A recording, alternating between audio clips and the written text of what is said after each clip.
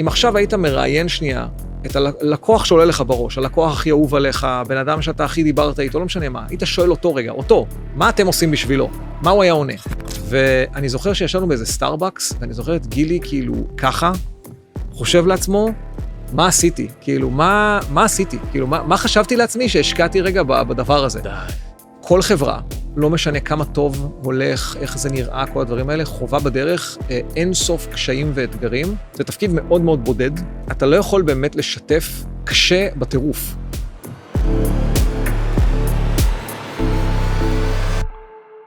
וולקאם לפודקאסט הפלייבוקס, לי קוראים הדר עובדיה, וביום שהשתחררתי חשבתי רק על דבר אחד, איך עושים אקזיט. אבל גילתי במהירות שזה לא המהות. החלטתי לפתוח את הפודקאסט הזה כי אני קצת גברת זקנה. אני רוצה לדעת הכל, על איך לבנות סטארט-אפ, ומצד שני לא לאבד את עצמי בדרך. בכל פרק אני מחזיר יזמים מתעשיית ההייטק לשולחן הסרטוטים, כדי לשמוע איך הם היו בונים את החברה שלהם כיום, וגם על מה שפחות מדברים, מה קורה בנפש תוך כדי. תודה לאלו שהאמינו בי והפודקאסט קורה בזכותם, חברת Demandbox, שבעזרתם הבנתי שיש לא מעט חברות שהלקוח שלהם יכול פשוט לשאול להם בצ'אט GPT, אבל הם לא סחורים שם, וכתוצאה מכך העסקה כבר הוחלטה בלעדיהם.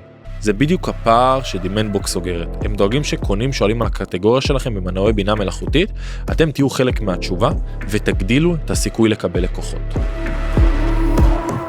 טוב, נדיר ישראל, איזה כיף להיות כאן.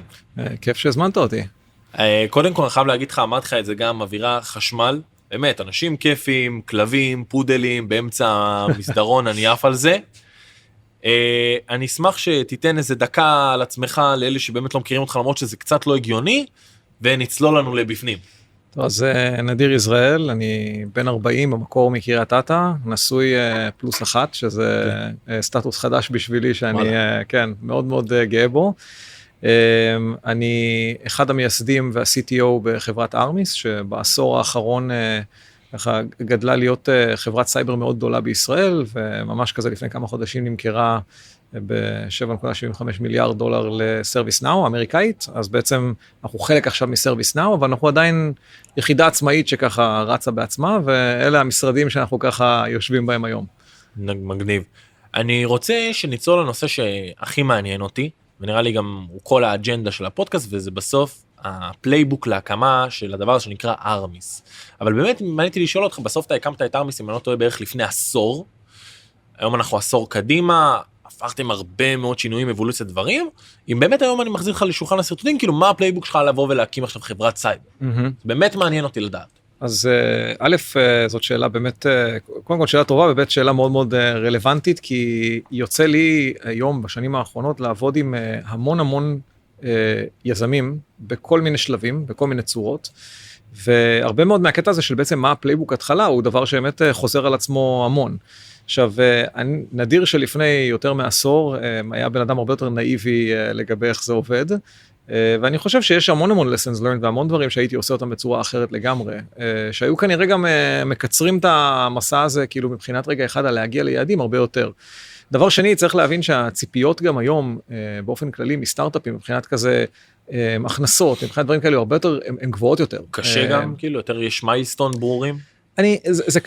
זה קשה לומר אם זה קשה יותר אובייקטיבית או לא, כי זה כזה, הכל תמיד ביחס רגע אחד לאקוסיסטם ולמה שמסביב. יש גם הרבה יותר כלים היום לפתוח סטארט-אפים מאשר מה שהיה לפני עשור. אבל אני אגיד רגע אחד שה-rules of the game have changed, זה לא ספק, ולענות על השאלה שלך רגע אחד, הפלייבוק המרכזי קודם כל מתחיל לדעתי רגע אחד פרסונלית. הוא קודם כל הפאונדר בתוך עצמו בקבוצת הפאונדרים, וזה להבין שנייה אחת שלפני כל דבר אחר, לא משנה על מה אנחנו מדברים, לא משנה מה הרעיון, מה השוק או כל דבר כזה, בעיניי הבסיס של הבסיס של הבסיס זה מי השותפים. מי השותף איתך לדרך. עכשיו, נכון שאפשר לפתוח סולו, אפשר, אבל אני אגיד שבעיניי זאת לא הדרך הנכונה לעשות דבר כזה שנקרא סטארט-אפ. החיים לא נועדו, החיים בטח בדבר הזה לא נועדו להחוות בצורה כזאת. אני חושב שהבן אדם הכי קרוב אליי בחיים בערך זה יבגני, שותף שלי. אני חושב שהדבר הזה, מראש היינו חברים, אבל תוך כדי התהליך הזה והמסע הזה, עצים, זה מילה שלא מתחילה אפילו לתאר כמה עמוק הקשר הזה. ובסוף זה בגלל שבדיוק כמו בקשר זוגי, זה מתפתח ביחד, יש איזה מין חיה כזאת רגע שמתפתחת רגע אחד, ויש כאן איזשהו קשר כלשהו שכזה חווה המון המון דברים טובים, דברים רעים, המון מפלות ככה רגשיות, ובסוף זה גם הבן אדם היחיד שנמצא באמת שנייה איתך רגע אחד בשוחות לגמרי, ולפני הכל זה שותפים. עכשיו, המדרגה השנייה של זה, היא שגם אל מול משקיעים, שותפים זה הכל. בהתחלה, כשאתה בא לגייס כסף, 95% ממה שאתה מגייס עליו זה הצוות. וגם כאן יש משהו לומר לגבי העובדה שצוות טוב, לא רק על הנייר, לא רק ברזומה שלהם, אלא צוות שאתה רואה רגע אחד שכשהם נכנסים לחדר, יש כימיה, הם חברים טובים, הם מכירים אחד את השני. זה לא סתם כזה טוב, אתמול הכרנו ועכשיו אנחנו פותחים סטארט-אפ. ויש לנו איזה טייטלים של מה עשינו כאילו בצבא או בתפקידים שלנו. בדיוק, זה טוב, זה לא מספיק. אתה צריך גם את הדבר הזה של הניסיון וכל הזה, את הפרוף פוינטס, אבל זה לא מספיק. הכימיה, משלימים אחד לשני את המשפטים, לא מתפרצים אחד לתוך השני. אתה רואה שיש כבוד הדדי ויש כזה רגע כמו קבוצה. קבוצה כמו, האמת שיש כל כך הרבה אנלוגיות לזה, אבל זה ממש כמו קבוצה רגע אחד בספורט או בכל דבר אחר. אתה צריך לראות רגע שזה עובד. שאתה מבין רגע שאתה תשים אותם עכשיו במצב לחץ היסטרי, והם לא יהרגו אחד את השני, הם ילבו אחד את השני, הם יעבדו אחד עם השני. עכשיו, הדבר האחרון, וזה מתחבר באמת לקטע הזה של הפלייבוק, במיוחד סביב סיפור וסביב דברים כאלה, וזה הדבר, אני חושב שאם הייתי יודע את זה, זה היה חוסך כנראה איזה 1.5 שנה ראשונות אולי, כזה אוסף של טעויות. רוב היזמים בארץ במיוחד הם יזמים שמגיעים מרקע טכנולוגי. אנשים שכזה היו בצבא לא יודע מה, הלכו, למדו, לא יודע מה, תכנתו פה, עשו שם, אנשים רקע טכנולוגי. והבעיה היא שהרבה פעמים אנשים רקע טכנולוגי, ואני אדבר אפילו על עצמי רגע אחד, אתה מתחיל ואתה מאמין שנייה אחת שכאילו המהות היא מה אתה בונה. המהות היא המוצר, המהות היא הטכנולוגיה, המהות היא רגע אחד התוכן. ואני לא אהיה ציני לגמרי, אבל אני אגיד שנייה אחת שזה לא הדבר הכי חשוב, זה תומך לחימה. זה דבר שהוא חלק, אבל תומך לחימה. החלק הכי חשוב, באמת, זה לדעת לדבר את השפה של הלקוחות, לדעת להבין רגע אחד לעומק שנייה את הבעיה שאותה אתה בא לפתור, בלי לדבר מילה אחת על טכנולוגיה. למה אני מתכוון? כשמגיע צוות בדרך כלל, איך מתחיל כאילו בדרך כלל שיחה? על המוצר הוא מתחיל לדבר. ישר מתחיל לדבר על כזה, תקשיב, יש לנו ויז'ן, הוויז'ן שלנו זה א', ב', ג', יש לנו מוצר, אנחנו עשינו ככה, הלכנו, שאלנו לקוח כזה, שאלנו לקוח אחר, הם אוהבים את זה. זה בדרך כלל איך שהשיח. אני תמיד אומר להם, סטופ, בוא תגיד לי רגע, אם עכשיו היית מראיין שנייה, את הלקוח שעולה לך בראש, הלקוח הכי אהוב עליך, בן אדם שאתה הכי דיברת איתו, לא משנה מה, היית שואל אותו רגע, מה אתם עושים בשבילו? מה הוא היה עונה? איך הוא היה מתאר את מה שאתם עושים? עכשיו, הדבר הזה הוא נשמע כאילו, טוב, מה אמרנו בזה? זה בערך אותו דבר, אבל זה לא אותו דבר בכלל. הרבה פעמים, מה שלקוחות רואים שאנחנו עושים, זה שונה מאשר מה אנחנו חושבים שאנחנו עושים, זה אחד. ושתיים, שים לב שאם לקוח מדבר, הוא מדבר תמיד במונחים של הכאב שלו, האוטקאם שהוא מצפה, והערך שאתה נותן לו. הוא לא מדבר מילה על טכנולוגיה, הוא לא מדבר מילה על המוצר, הוא ידבר במונחים של מה הבעיה שאני בא לפתור, במונחים שלי, ואיך אתה פותר לי את הבעיה הזאת, או לא. והדבר הזה הוא הבסיס של איך בונים חברה. כי בסוף מה שאתה מגלה זה שטכנולוגיה זה חלק מהדבר הזה, אבל זה לא העיקר. מחירות, איך אתה מדבר עם לקוחות, הריליישנשיפ שאתה מייצר, היכולת שלך רגע לשים את עצמך בנעליים שלהם ולייצר אמפתיה אמיתית, אלה דברים שבהתחלה בצוות, זה מה שאתה מחפש. והדבר הזה הוא דבר שנדיר הנאיבי שלפני 10 שנים לא הבין אותו. שיסתכל רק על הטכנולוגיה לצורך הדוגמה. כן, יסתכל בסוף על זה שאתה יודע, יש בעיה, אתה בא לפתור אותה, המהות זה הפתרון, אבל לא, המהות זה לא הפתרון, המהות זאת הבעיה, ואתה תבלה עוד שנים קדימה, המון מחשבות באיך לפתור את הבעיה הזאת, אבל כל פעם זה יעבור איזו אבולוציה לאורך הדרך. ומעניינתי לשאול אותך, איך אתה רואה מהעיניים שלך כאילו בעיניים הטכנולוגיות כ-CTO, את הדבר הזה שנקרא להקים חברה. כי בדרך כלל באים ומראיינים את המנכ"ל, את מי שרגע יותר נמצא בכותרות, איך אתה רואה את זה מהעיניים שלך?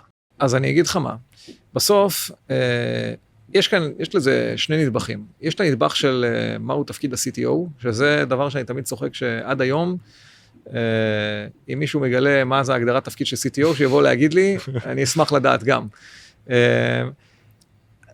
CTO בהתחלה, אפשר לטעות ולחשוב שהמילה טכנולוגיה או הטכנולוגי בשם אומר שאתה בעיקר עושה רגע טכנולוגיה. ובמובן מסוים אולי זה נכון, אבל אני יכול להגיד לך שאני חשבתי ככה. כשאני בהתחלה התחלתי בארמיס, הייתי בטוח שטכנולוגיה זה טכנולוגיה.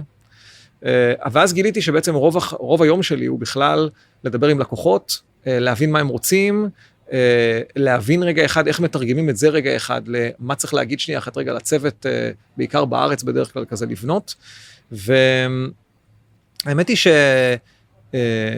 שזה מצחיק, כי רוב העבודה של CTO היא בכלל לא טכנולוגיה, היא הרבה יותר קשורה לגבש איזשהו, להבין לקוחות ואת הבעיות שלהם, מה שאמרנו קודם, לגבש רגע איזושהי תזה על העולם של איך בעצם ניגשים רגע לפתור את הבעיה הזאת, ולהיות מסוגל כל הזמן להריץ כזה מין סייקל נורא נורא מהיר, שבו אתה מדבר עם לקוח, מוכר לו את המחר, הולך חזרה רגע הביתה, בונה את המחר הזה, מגיע אליו מחר, נותן לו את הדבר החדש הזה, וחוזר חלילה.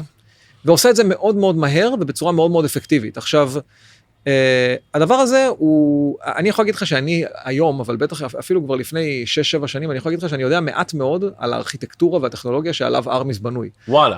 התכלס, הברזלים, מעט מאוד. יש פה אנשים מוכשרים פי 700, שיודעים כל שורת קוד, כל פיפס של איך הדבר הזה בנוי וכתוב. אבל מה שאני כן יודע, זה אני מבין טוב מאוד את הלקוחות שלנו, אני מבין טוב מאוד את הצרכים שלהם, ואני מבין ויודע בעיניי לחזות גם מה הדברים רגע שצריך לבנות לי בשביל המחר שלהם. החלק השני של השאלה שלך לא קשור בכלל לתפקיד CTO, או אפילו לתפקיד CEO, הוא קשור לתפקיד פאונדר. פאונדר זה תפקיד שקשה מאוד לתאר אותו רגע במילים עד שאתה לא חווה אותו בעצמך, אבל זה תפקיד שהוא בגדול תופס את כל כולך. אני חושב שבמובן מסוים אתה עובד בשביל כל האנשים האחרים בחברה, בסוף כל דבר שכזה בסוף מחלחל למטה, בסופו של דבר מגיע לשולחנך, זה תפקיד מאוד מאוד בודד, כי אתה לא יכול באמת לשתף את התוכן, כאילו, או הרבה מאוד מההחלטות, הרבה מאוד מהשיקולים, הרבה מאוד מהפחדים, הרבה מאוד דברים האלה, בערך אף אחד אחר, כי זה מין, או זר לא יבין, או אנשים גדול עליו להבין אולי גם. נכון, וגם כי אנשים בחברה, בסוף מסתכלים עליך בתור, הם צריכים לראות ממך את הביטחון, לא את הספקות, לא את הפחדים, לא שום דבר אחר. עכשיו, אני לא אומר להיות איזה רובוט, כאילו, אנשים גם בסוף הם לא מפגרים, וצריכה להיות כאן איזושהי אמפתיה, ואיזושהי ישירות, ואיזשהו אינטגריטי כזה בסיסי. אבל, לא לטעות ולחשוב שנייה אחת רגע, שאפשר להסיר את האלמנט הזה רגע, ולהיות מאוד מאוד פתוח לגבי כל הדברים הם באמת מפחידים, שאתה לא יודע רגע אחד מה יקרה עם החברה מחר, או אתה לא יודע מה יקרה רגע אחד עם הסיבוב גיוס עכשיו. אתה צריך לשדר רגיל בשביל הלקוחות שעובדים בשבילהם. נכון, וכי בסוף, אתה יודע, החיים שלהם א', במובנים מסוימים תלויים בזה, וב', אתה גם חייב לקחת בחשבון פה את העובדה אתה בסוף עושה איזושהי עבודה שאתה לקחת על עצמך, וכנראה, אולי אתה גם טוב בה, אבל אתה לקחת על עצמך איזושהי עבודה כלשהי שהם לא לקחו על עצמם. כאילו, בסוף אם הם היו רוצים להיות פאונדרים ולחוות את כל הפחדים האלה וכל הדברים האלה, הם היו הולכים להיות פאונדרים. במקום זה הם עובדים אצלך, וצריך לזכור שנייה אחת רגע, שיש כאן איזשהו אלמנט מסוים של מיסוך רגע, ויכולת רגע אחד להוביל קדימה, גם כשהמצב מאוד מאוד מאוד קשה. והמצב קשה תמיד, גם כשהכל הולך טוב, תמיד המצב קשה. זה תפקיד, כמו שאני אומר, מאוד מאוד בודד, אבל עם המון המון אחריות, והמון המון המון סיפוק, ובסוף רגע אחד מי שאיתך בשוחות, זה רק ה-co-founders שלך. מאיפה הסיפוק אבל? כי אתה יודע, אני עכשיו ראיינתי כבר את המרואיין ה-14, ואני אראיין עוד, ויש הרבה אנשים שאומרים לפעמים על המסע הזה שאין בו כיף. הכיף הוא בסוף. אני מנסה לבוא ולהבין איפה התשוקה שלך, איפה הכיף שלך בתוך כל הבדידות, בתוך כל הקושי, בתוך כל מה שקורה, מה זה אופי, זה משהו שאתה לא יכול לעשות, שאתה לא יכול לא לעשות. בוא אני אשאל אותך שאלה, כן. זה מתחבר מאוד למשהו שאני לאחרונה גם עושה, שלא עשיתי כל החיים, שזה לרוץ. כן. לרוץ בעיקרון זה לא כיף. אני שונא. יפה, גם אני שנאתי, זה לא כיף. כן. לרוץ בהתחלה זה למעשה סבל טהור. אלא אם כן אתה מאוד אוהב את זה. יש אנשים שאולי נולדים עם פשוט מאוד לאהוב את זה, אחלה, אני מקנה בהם, אבל בעיקרון זה סבל. עכשיו, אתה מתחיל לרוץ, ובהתחלה אתה נהנה אך ורק מהסוף של זה. אתה נהנה רק מזה שהצלחת, לא יודע מה, לרוץ עכשיו 10 קילומטר, וכאילו סימן תביא. הדבר הזה, איזשהו מין סיפוק מאוד רציונלי נקרא לזה. אבל משהו מוזר קורה תוך כדי שאתה עושה את העבודה הזאת, באיזשהו שלב אתה מתחיל ליהנות קודם כל הרבה יותר שנייה אחת כאילו, גם סיפוק של סוף, אבל אתה מתחיל ליהנות מאוד מאוד מהדרך, אתה מתחיל ליהנות מהאקטיביטי עצמו. כן. עכשיו, זה לא אחד לאחד, אני חושב שלהיות פאונדר זה מאוד מאוד שונה בהמון מובנים, אבל אני אגיד לך מאיפה הסיפוק מגיע.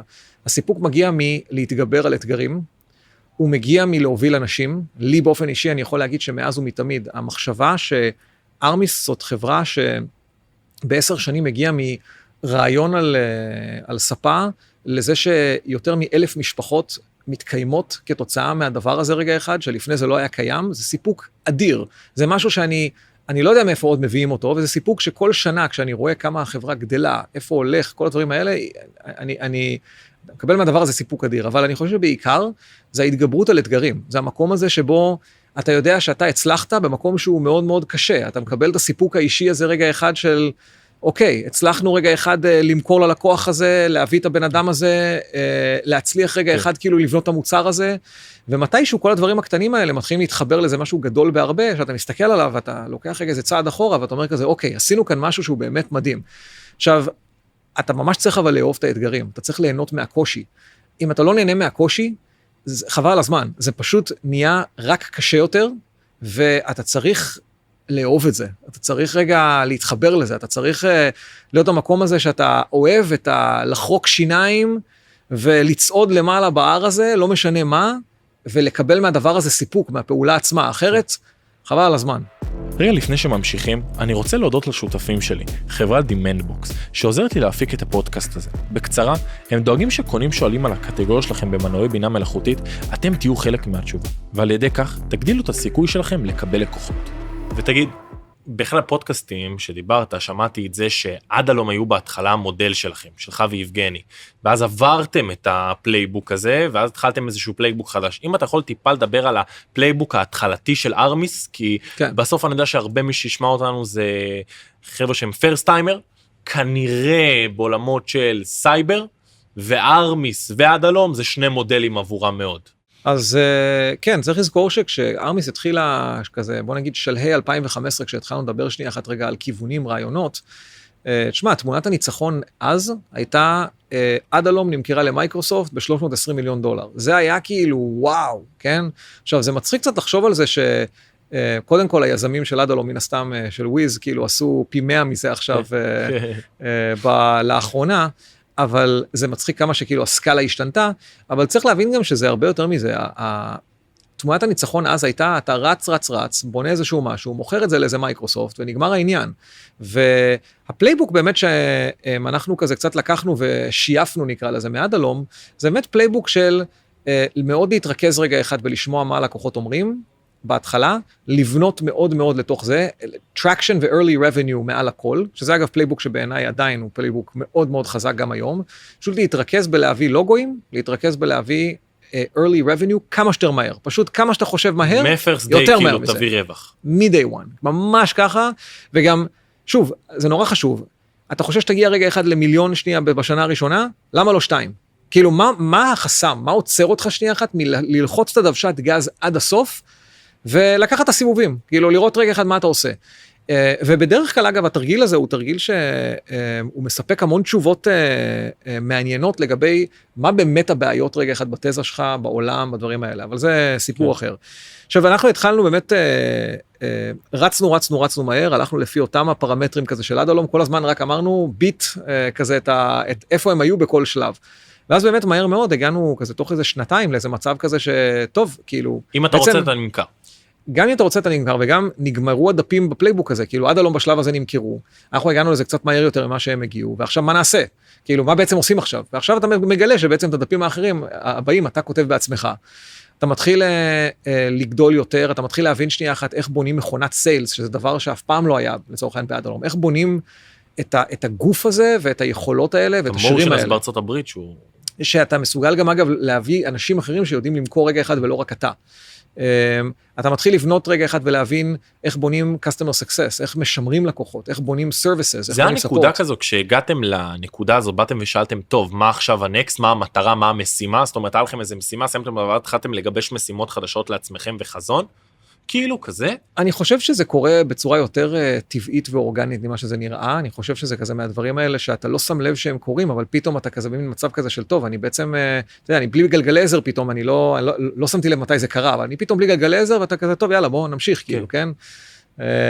אבל אני אגיד שבהרבה מאוד מובנים, אתה מתחיל לנסות לחפש מנטורים או רול מודלס אחרים, אתה מגלה אני חושב שבמיוחד בישראל, אז לא היו המון כאלה. כאילו לא היו המון חברות שכזה עשו את הסקייל-אפ רגע אחד בשלב הזה. שקפוינט כזה אולי רק בפעל. נכון, אבל זה הרבה יותר ישן. שנות ה-90. בדיוק, זה הרבה יותר עתיק. הם עשו את זה בצורה אחרת, הם עשו את זה עם מודל אחר.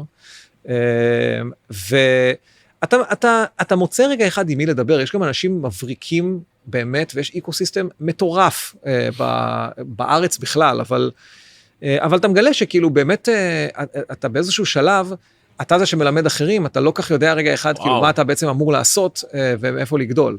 עכשיו, אני כן אגיד שאתה גם מתחיל לגבש מהר מאוד את העקרונות. העקרונות האלה בסופו של דבר גם הופכים לערכים.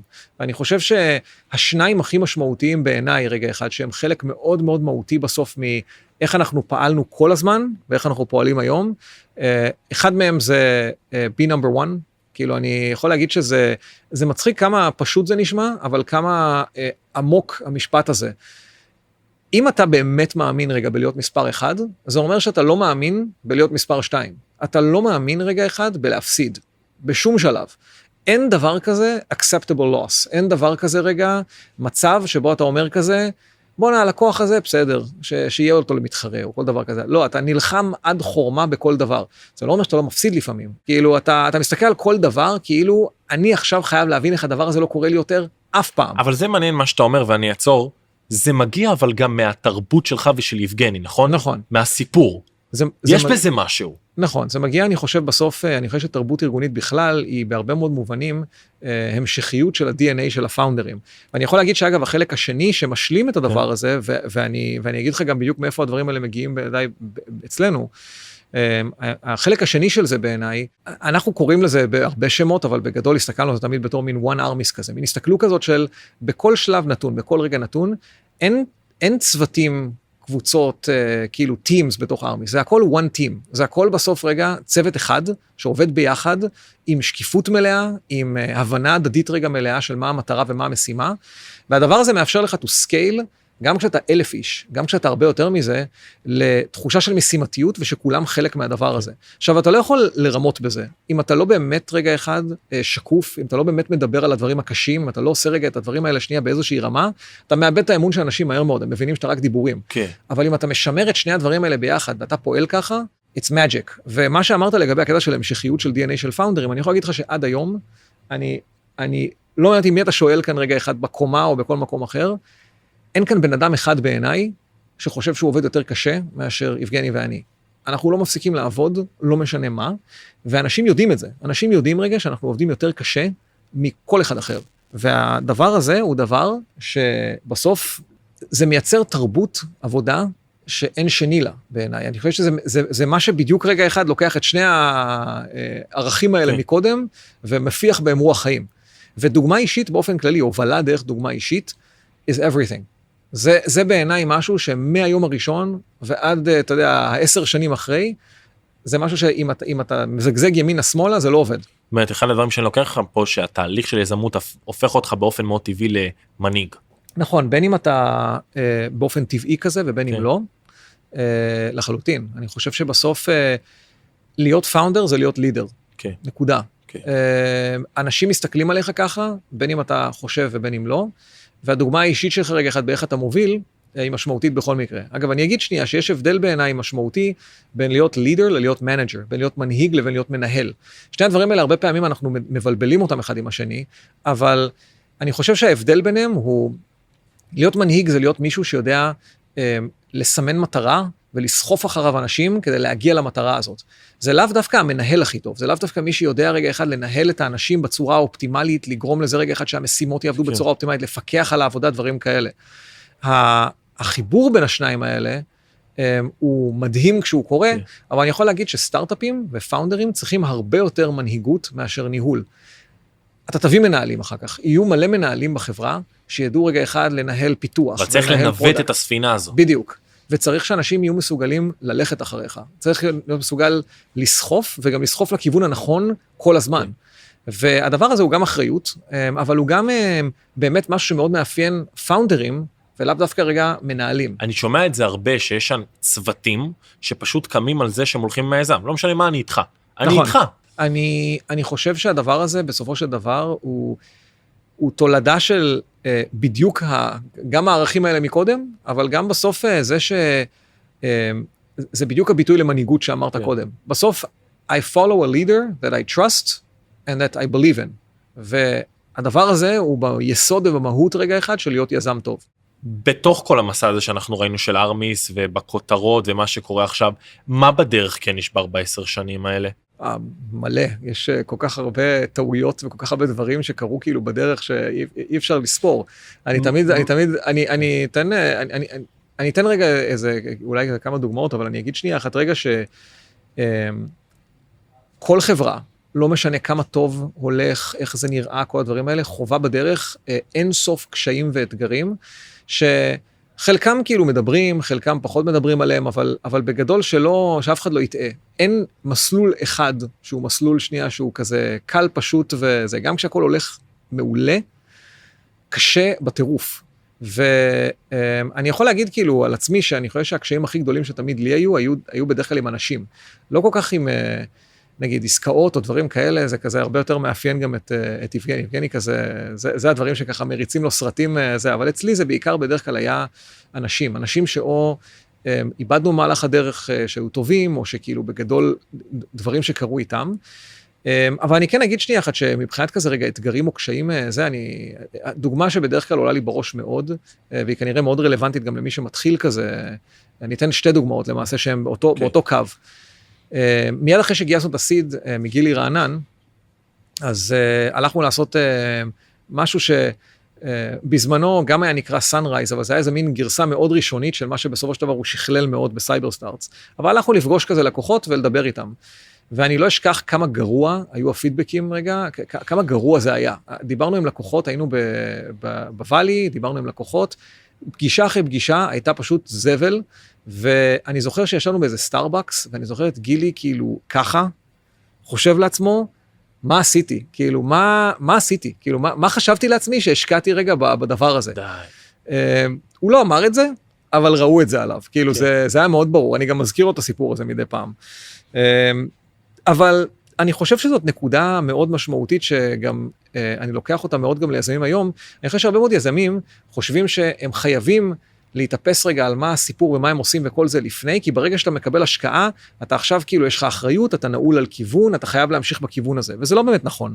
חברות עוברות פיבוטים כל הזמן, אתה תעבור עוד הרבה מאוד פיבוטים ככל שתתחכך עם השוק, ועם הצוות חזק ורעב, אתה תמצא את הדרך, אתה תמצא רגע מה אתה עושה. זה למה גם ההשקעה בהתחלה היא כל כך מבוססת צוות, ולא שוק, ולא שום דבר אחר. פשוט מי הצוות, האם הצוות הוא טוב. והדוגמה השנייה, הדבר השני שעולה לראש, זה 1.5 אחרי,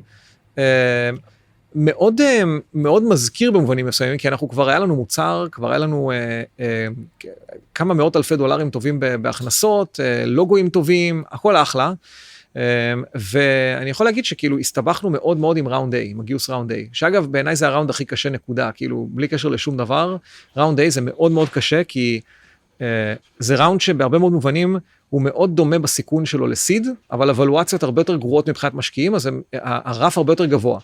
אבל לא הצלחנו, כמה חודשים אנחנו מסתובבים, לא מצליחים לגייס ראונד A, וברור שיש בעיה בסיפור, כי יש הכנסות, הצוות טוב, יש בעיה בסיפור.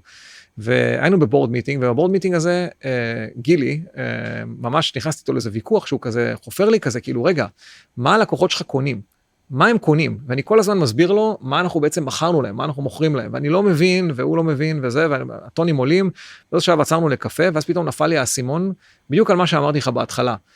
יש הבדל בין שני הדברים האלה. מה לקוחות קונים, ומה אתה מוכר להם, זה לאו דווקא אותו דבר, למעשה כמעט אף פעם זה לא אותו דבר, פשוט לפעמים יש מרחק קטן ביניהם, ולפעמים יש מרחק גדול. במקרה שלנו היה מרחק גדול. אנחנו חשבנו שאנחנו מוכרים להם משהו אחד, אבל כשבאמת חושבים על זה שנייה, אתה מבין שבעצם הם קנו משהו אחר, הם קנו איזשהו פיצ'ר, איזשהו משהו במה שאתה עושה, שבכלל מספק להם איזשהו פתרון לבעיה אחרת. ההבנה של הדבר הזה, עוד באותו הבורד מיטינג, שינתה את פני החברה, לחלוטין, שינתה את כל הכיוון, שינתה את איפה ארמיס הולכת, היא שינתה אותו לכיוון שהיא הלכה בסופו של דבר אליו, ואני יכול להגיד שאני מנסה מאוד היום עם יזמים לעשות את התרגיל הזה הרבה יותר מוקדם, אין צורך להסתובב 1.5 במדבר, אם אפשר לחסוך את הזמן הזה רגע אחד, ולהבין הרבה יותר מהר, מהו בעצם הפרודקט מרקט פיט האמיתי. תשמע, זו נקודה ממש עמוקה, זה משהו שהייתי ממש, שאמרת עם הסטארבקס, מה אתה מרגיש שם באותו רגע? תשמע, להסתכל על מי שהאמין בך והשקיע בך. לא בא לך לאכזב. לא בא לך לאכזב, וגם אתה מרגיש נורא עם עצמך, אתה רואה את זה, ואתה פשוט, זה ייאוש שכאילו קשה לתאר אותו. וכאילו, וזה קל להסתכל על זה אגב בדיעבד, אתה רואה שארמיס הצליחה וכל זה, להסתכל על זה בדיעבד, להגיד, טוב, הסתדר. אבל באותו רגע זה לא ברור בכלל, וזה עליך. זה לא שיש לך את ה-proven track record של להיות מסוגל רגע לעשות את זה, אבל זה כן איזשהו לקח לכל מי שנמצא בשלב הזה בהתחלה, להבין שנייה אחת רגע שאפשר לעשות דברים רדיקליים, אפשר עם הצוות עצמו פשוט רעב ומוכוון מטרה, אפשר לחולל ניסים. זה בדיוק מה שמדהים, אתה מבין? כי עכשיו רואים ארמיס, ופתאום אתה אומר לי, תשמע, היינו בנקודה, שיכול להיות שגם החברה הייתה הולכת או משהו, אני לא יודע. נכון? כנ"ל על ה-A, אם לא הייתם מגייסים את ה-A, אז לא היה... נכון. יש כאן המון דברים שבסוף קרו בדרך, שהם הם לא סתם, אתה יודע, אבל הקטע הוא שזה לא איזה עניין בעיניי של כזה גורל או משהו כזה, כן? זה עניין של בכל רגע נתון, יש מלא מלא מלא דברים שאתה יכול לעשות, מלא דלתות וחלונות שאתה יכול להיכנס בהם. כן. וזה עניין של כזה פשוט לרוץ כמה שיותר מהר, לנסות דברים שונים, לחדול אותם כמה שיותר מהר, אבל בגדול, keep actively finding opportunities, עד שאתה מצליח רגע אחד לחדור שנייה אחת פנימה. ותגיד, בוא ניקח לרגע למאזינים זווית מאוד מעניינת, שאף פעם לא נוגעים בערך בפודקאסטים שלך. אתה בכלל באת מישיבה תיכונית, נכון. ספקת ערכים מסוימים, זה משהו שפוגש אותך היום, מה התחולל שם? קודם כל נכון, לכן הייתי בישיבה תיכונית, הייתי באופן כללי בחינוך דתי כזה עד ממש התיכון. אני חושב שזה משהו שעיצב אותי מאוד בשני רבדים. אחד, אני חושב שהחינוך עצמו, במיוחד חינוך ערכי, שכזה שם דגש מאוד חזק רגע אחד על כזה, על מוסר, על אמות מידה מוסריות. אני יודע יש להרבה אנשים המון דעות על גם בין אם חינוך דתי ובין אם כאילו דת באופן כללי, אבל אני יכול להגיד שבמהות שלה, כאילו הניסיון שלי, החוויה שלי, זה בסוף חינוך מאוד מאוד ערכי, שגם חינך אותי רגע אחד מאוד מאוד למה הם הקווים האדומים שלי, מה הם הדברים שאני מאמין בהם, ואיפה היסודות של זה, זה אחד. אבל שתיים, אני משם עברתי בצורה מאוד חדה לתיכון שהוא חילוני, והמעבר הזה, בגיל הזה, שהוא גיל מאוד הפכפך, מאוד קשה, מאוד כזה, אתה יודע, מעצב, אני חושב שזה נתן לי גם המון, זה נתן לי איזושהי התמודדות רגע אחד עם מי זה אני בעצם בתוך רגע אחד עכשיו סביבה חדשה, כמה אני בסוף מסתכל על עצמי כאינדיבידואל, ואיך אני עובר בכלל את המעבר הזה. אני חושב שלפני זה למדתי בבית ספר שהוא בלי בנות, לא יכולתי בכלל לדבר עם בנות, כן? ופתאום אני נמצא במצב כזה שבו אני בכיתות מעורבות, בסיטואציות כאלה, אתה צריך להתמודד עם זה. אני חושב שההתמודדות הזאת נתנה לי המון בצד של social skills, נתנה לי המון בצד של גם היכולת רגע אחד להיות אמפתי, ולראות רגע אחד כזה את הסיפור השונה של אנשים שונים שמגיעים כזה מרקעים שונים. המון דברים שדרך אגב הם מתרגמים מאוד מאוד בעיניי לתוך מנהיגות ולהיות פאונדר אחר כך, כי א' רואים את זה באינטראקציות, אתה רואה רגע אחד איך אנשים כזה אינטראקטינג איתך, אבל ב' אמפתיה והיכולת לשים את עצמך שנייה בנעליים של מישהו אחר, זה גם משהו שמאוד מאוד עוזר עם לקוחות, מאוד מאוד עוזר שנייה אחת רגע אחד עם how to manage a relationship גם של מחירות לצורך העניין. רגע לפני שממשיכים, אני רוצה להודות לשותפים שלי, חברת Demandbox, שעוזרת לי להפיק את הפודקאסט הזה. בקצרה, הם דואגים שקונים שואלים על הקטגוריה שלכם במנועי בינה מלאכותית, אתם תהיו חלק מהתשובה, ועל ידי כך תגדילו את הסיכוי שלכם לקבל לקוחות. זה מאוד מעניין לשאול אותך על זווית אחרת, שהיית בישיבה תיכונית, היית כאילו גם לומד תורה וספרים, אז מעניין לדעת איך זה תפס לך בעולם של שקדנות, של כאילו למידה ומסירות לזה. כי אחד הדברים שאני חוויתי מחברים שלי שהם או דתיים או חרדים, זה, אתה יודע, עזוב, לא נדבר על הצבא, אבל וואלה, בן אדם יכול לשבת ללמוד 10 שעות. לא, זה מטורף. קודם כל, נכון. האמת שלא חשבתי על זה אף פעם, על האם הדבר הזה הגיע משם. אני חושב שיש לי יכולת לשקוד לצורך העניין. מאוד יכול להיות שזה הגיע משם, לא חשבתי על זה אף פעם. אבל כן, אני חושב גם היכולת, אני מניח לשקוד, אבל גם, אני חושב שאחד הדברים שאתה לומד המון, דווקא, כאילו, גמרא זה ביטוי מאוד מאוד טוב של זה, אבל זה לא רק בגמרא, זה את כל הקטע של כזה ויכוחים, דעות, ובאופן כללי התפלפלויות נקרא לזה. כאילו, כל הגמרא בערך, נכון, זה אוסף של דיונים וויכוחים בין אנשים, על להתפלפל על איזה פיפס של פיפס, אבל מכל מיני כיוונים, מכל מיני צורות, ולטעון טיעונים לוגיים על איך בעצם להגיע למשהו. אני חושב שהדבר הזה הוא דבר שהוא framework מצוין, להשתמש בו אחר כך כשאתה חושב על בעיות גדולות, כשאתה חושב שנייה אחת מצד אחד, מצד שני, גם הקטע הזה של, כשאמרתי קודם את הקטע הזה של ה-one armies הזה, הקטע הזה של כולנו one team, אחד מהדברים שהם פועל יוצא של זה, זה היכולת רגע להסתכל לא על היררכיה. אני מעודד אנשים לבוא ולומר לי כל דבר שהם חושבים, גם אם אני טועה, אני רוצה לדעת, התפיסה הזאת רגע של כולנו שווים רגע אחד בדעותינו, כל עוד אנחנו אומרים את זה רגע אחד בכבוד, היא משמעותית מאוד כדי גם to keep yourself honest רגע אחד, על לאן להתקדם. אני 3 פעמים ביום לפחות, אנשים באים ואומרים לי שאני טועה בדברים, פגז, באמת, אני רוצה לדעת, אני גם, יותר מזה, אני רוצה רגע לגבש רגע איזושהי תזה שהיא bullet proof, שהיא כזאת שאתה יודע, כאילו אחרי שכולם כזה ירו עליה, היא עדיין מחזיקה. ואני חושב שבמובן הזה רגע אחד, גמרא או כאילו מקצועות כאלה, הם מאוד מאוד דומים לזה. כאילו אין שם הקטע של כזה, הרב הגדול הזה אמר, ולכן כולם מקשיבים. הפוך. יושב איתו בשולחן איזה מישהו, ואומר לו, תקשיב אחי, אתה טועה, הנה למה. אני יכול להגיד לך שאני מאוד חקרתי על העולם הזה של ציונות דתית, ויש משהו שם בכן, דווקא ברצון, לדבר, לשתף, להעלות נקודות, עירורים מאוד מאוד גדולים, וזה למה שאלתי אותך. קח אותך רגע לאיזה זווית חדה, אנשים שלא יודעים, בסוף, לפני ארמיס, שיצאת מגוגל, הקמת סטארט-אפ, אותו פינטק, שכן חווה אחרי שנה סגרתם אותו, אתה יכול טיפה לספר מה היה שם ברמת הטעויות שהיום אנחנו יכולים להכניס רגע לפלייבוק? בטח. קודם כל זה חוזר חזרה לקטע הזה של הכל נראה נוצץ בסוף, אבל אתה יודע, מאוד קשה בהתחלה. כן, כשאני עזבתי את גוגל, אז אני תמיד צוחק שיזמים שמגיעים מכזה עולם ה-8200 למיניהם, מתחלקים בדיוק לשניים. יש את אלה שהולכים ישר ועושים משהו בסייבר, ויש את אלה שהם רק לא סייבר. תן לי כל דבר אחר שהוא לא סייבר. אני הייתי בקטגוריה הזאת, אני האמנתי טוב, אני אלך רגע אחד כזה... אני אתווכח עם הייעוד או משהו. בדיוק, אני אלך, כולם הולכים ועושים סייבר, אני אהיה מיוחד, אני אלך יעשה משהו אחר, אני אעשה משהו שאני מאמין בו רגע אחד מכל מיני בחינות אחרות, כל מיני דברים שאמרתי לעצמי. באמת ניסיתי לעשות משהו עם שותף אחר, בעולמות של כזה small business loans, דברים כאלה, דברים שאני כזה באמת חושב עד היום שהם עולם בעיה מאוד מעניין כזה בתחום הזה. ובאמת אחרי שנה, היה לי המון חשבון נפש עם עצמי, על מה בעצם חשוב לי בחיים, מה המטרות שלי באמת רגע, אם אני הכי כנה עם עצמי, לא משנה מה, hard cold truth. ואני יכול להגיד שהיה לי קשה קצת להודות בפני עצמי, שהדבר שאני רוצה יותר מהכל, זה לנצח. יותר מהכל. עזוב רגע במה אני בונה חברה, עזוב שנייה אחת רגע אחד, מה זה, אני רוצה לנצח, אני רוצה רגע להרגיש שהצלחתי. ואני חושב שכשהפלתי את האסימון הזה לעצמי, זה שינה מאוד רגע אחד את התפיסת עולם שלי לגבי, אוקיי, זה מאוד ברור מה אני צריך לעשות אז. כאילו, מה שאני צריך לעשות, זה לא ללכת רגע אחד לעולם תוכן, נגיד, שאולי אני לא מבין בו שום דבר, או באופן כללי בעיות רגע אחד כזה, אולי אני מאוד מאמין בהן, אבל אני לא יודע איך הופכים את הדבר הזה שנייה אחת רגע אחד לכסף, לשוק, אלא להתמקד שנייה אחת במה החוזקות שלי, מה המקומות, מה האקוסיסטם שאני מגיע ממנו, איפה יש לי בסוף את החיבורים, את הקשרים, את האנשים, את כל הדברים האלה, ו-to play the game you can win, לא to play a game רגע אחד for the sake of playing.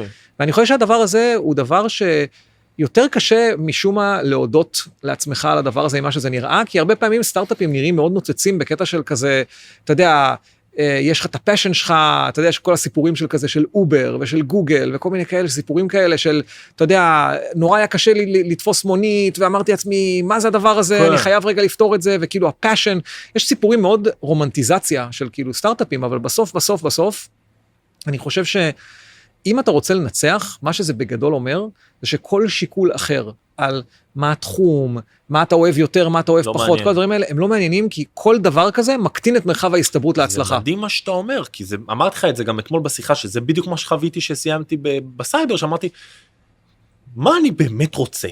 כולם אומרים לי לא, על זה שאין ניסיון, סבבה, אני אמצא איכשהו את הדרך, אבל זה בא להגיד לי משהו אחר, ואז אני לא אשכח את זה, ישבתי בסרונה, בבית קפה בוכה, אין לי מה להגיד את זה, תשמע, אתה יודע, אתה משתחרר, אתה בפיק הזה בחברה, אתה יודע, כל 2 מחשבים, אתה בא, חברים שלך מסתכלים עליך מלך, אתה אומר, בוא ירדתי עוד פעם לבית קפה, ואז שאלת עצמי, מה אתה באמת רוצה? ואז אמרתי, די להתווכח עם מה שמרגיש לך טבעי, מצלמה, להרים דברים, משהו להוביל, למה אתה מתווכח? למה זה נראה לך פסול? זה הנקודה, ואז הרגשתי שם, אתה תגיד, מעניין אותך, שיש חיבור בין מה שאתה רוצה לתשוקה, ואולי קצת חיבור יותר למעלה רגע של דברים, נראה לי שדברים יותר מסתדרים. גם זה, וגם אני חושב שבסוף, זה לא רק הסטרינגס האישיים רגע אחד שלך, זה גם בסוף רגע אחד, איפה אתה רואה proven traction. לצורך העניין, התחלת לרוץ, אתה רואה שזה עובד, אתה רואה רגע אחד שכאילו משהו clicked into place. טבעי, זה טבעי גם. בדיוק. הרבה, באופן כללי, מסתכלים על זה רגע אחד כאיזושהי מין סוג של מערכת, יש המון מקומות שבהם יש חיכוך. ואם מצטבר מספיק מהחיכוך הזה, זה פשוט לא מתרומם מהקרקע. ומה שאתה צריך זה בכל מקום אפשרי, להוריד כמה שאתה יכול רגע את כל הנקודות חיכוך האפשריות בדרך להצלחה. כן. ואני אומר, בקטע הזה, חוזקות אישיות רגע ואיפה האליינמנט שלהם זה אחד, אבל 2, לנסות דברים, לנסות, לראות רגע אחד כמה חיכוך יש בדבר הזה. יותר מדי חיכוך, לחדול, לעשות משהו אחר. יש טרקשן? מצוין. להעצים, לראות מה קורה.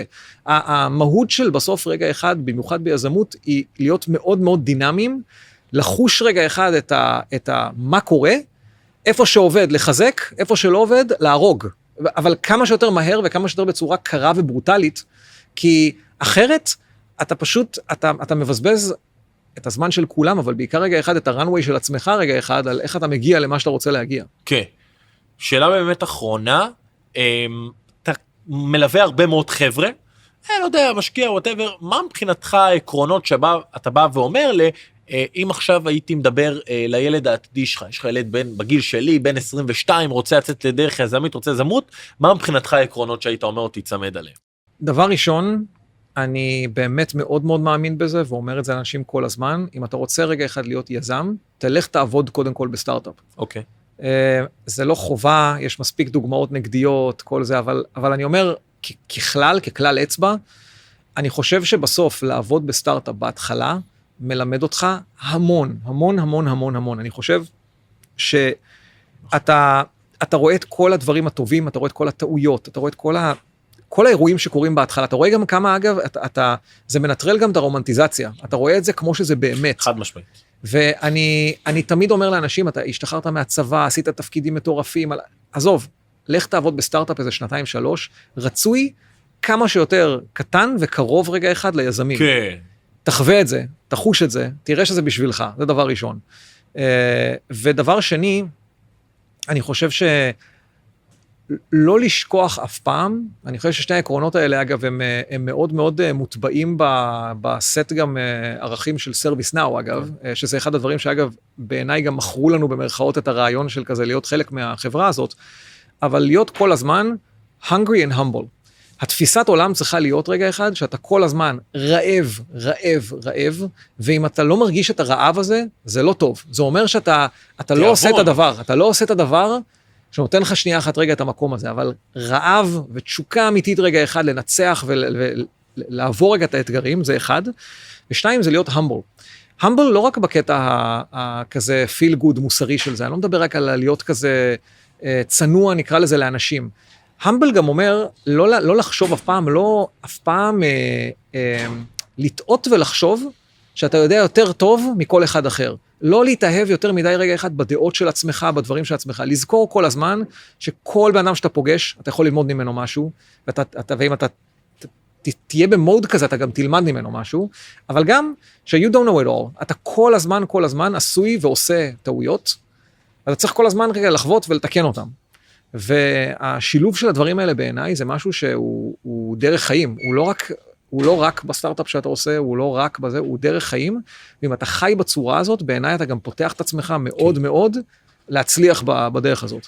זה מדהים מה שאתה אומר, זה החזיר אותי לנקודה, שאנחנו נפגשנו לפני 8 חודשים שם בקפה, זה מה שאתה אמרת לי, וזה מדהים, אתה אמרת לי, תקשיב, אתה צריך להיכנס לעבוד בסטארט-אפ, ועשיתי את זה, ואומנם זה 4 חודשים וזה לא 2-3, אבל וואלה, חוויתי, אני לא אשכח את זה שאני ראיתי חברה שעושה פיבוט, וראיתי מה זה פיבוט בעיניים, ראיתי מה זה פיבוט של שיפט, בגיוס, באנרגיה, בלחץ, במה שמשדרים לך. שמע, אני ראיתי את זה, ועכשיו שאתה אומר את זה, אני אומר, וואי, כמה זה נכון רק לפתוח את המוח, רק להבין את זה. חד משמעית. וגם זה לא בושה לבוא ולהגיד, יכול להיות, שמע, לא מתאים לי לעשות סטארט-אפ. אני רוצה לעשות ביזנס אחר, P&L, גם. אז אני רוצה להגיד לך הרבה מאוד תודה. באמת, אתה מהאנשים הראשונים שהאמין בי, ואני סופר מעריך את זה. אני רגע אסכם בכמה נקודות שאני לקחתי. אני חושב שאחד אני לקחתי, וזה משהו שאתה לא שמעתי אותו ממך הרבה. העניין של הרצון לנצח. זה יכול להישמע לפעמים לאנשים יותר כוחני, אבל אני חושב שזה לא נכון, אני חושב שהרצון הזה שאמרת, הרצון לנצח עם השילוב של רגע, איפה אתה יכול לנצח? אז אני רוצה לעשות פילנטרופיה, אני רוצה לעשות דברים מה אני באמת או איפה אני רוצה לנצח, זה הדבר הראשון שלקחתי. הדבר השני זה שאתה דיברת הרבה מאוד על הנקודה הזו של התרבות, לא יודע, ה-one armies, הלידרשיפ, הדינמיות, והדבר השלישי עם העניין של הרדיקליות, שאותה היית בשנה וחצי הזו, ואז הייתם בסטארבקס, ויכול להיות שהכל היה נראה מסך שחור, אבל מצד שני, הפכתם את זה מאוד מהר, כאילו אומר, את הקערה אתה יכול להפוך. חד משמעית. אז זה אני רוצה, נקודה אחרונה, משהו ששכחת, שאתה רוצה להגיד לפני שאנחנו מסיימים? לא, רק שאני חושב שבסוף אני מאוד מאוד מודע, גם בחיים האישיים וגם בחיים היזמיים שלי, לכמה אנשים טובים בדרך נתנו הזדמנות כאן, נתנו צ'אנס כאן, עשו שיחה, דברים כאלה, וזה משהו שאני מאוד מאוד מאמין to give back בו. ויצא לנו לדבר באמת לפני כמה חודשים טובים, אני באמת יוצא לי לעשות לא מעט שיחות כאלה, אני מודה שמבחינתי זה משהו שכאילו הוא חלק מאוד מאוד מהותי איך אני יכול לתרום חזרה רגע לאקוסיסטם, אז אני יכול להגיד שאם יש מישהו שבאמת רוצה לפנות בלינקדאין, בקולד קול או דברים כאלה. גדול. אני יכול להגיד שכל עוד זה נראה לי משהו שהוא לא copy-paste ולא AI כתב אותו, אני באמת משתדל לענות לכולם. תשמע, זה מטורף. זה מטורף כי, אחי אתה, כמו שאמרת, Angry and Amber. זה הדרך חיים. זה דרך חיים שאני מאמין בה, ואסור שהדבר הזה רגע אחד אי פעם משתנה. אני רוצה להגיד לך על זה תודה, ואני רוצה להגיד לכם תודה רבה המאזינים על זה שהקשבתם. נפגש בפרק הבא, ויאללה, צ'או.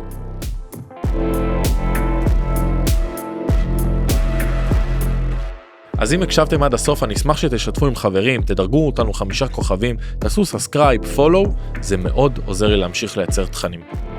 ולסיום, אני רוצה להודות לאלו שבזכותם הפודקאסט הזה קורה, חברת דימנדבוקס, וכמו שהחברה הזאת האמינה בסיפור שלי, היא מאמינה גם בסיפור של הלקוחות שלה. אם אתם שואלים מה הם עושים, בשורה התחתונה, הם מייצרים צמיחה אגרסיבית לסטארט-אפים דרך מגוון אזורים בשיווק, בין אם זה GEO, SEO, וידאו, מרקטינג, או בכל אזור אחר. חפשו אותם, דימנדבוקס.